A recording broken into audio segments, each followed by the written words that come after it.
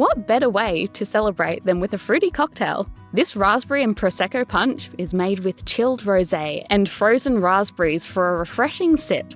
Start by making the syrup base of the cocktail by combining the raspberries, sugar, and lemon juice in a medium saucepan over high heat. Cook, stirring until sugar dissolves and raspberries collapse. Then strain the mixture through a fine sieve into a jug, using the back of a spoon to press as much liquid through as possible. Discard the solids and set aside to cool. Make a jug of punch by pouring the raspberry mixture into a large serving jug and top with ice. Pour over the Prosecco, or, for a non-alcoholic cocktail, add mineral water and give it a little stir to combine. You can't have a punch without some fresh fruit, so add some strawberries, raspberries, and mint sprigs to garnish.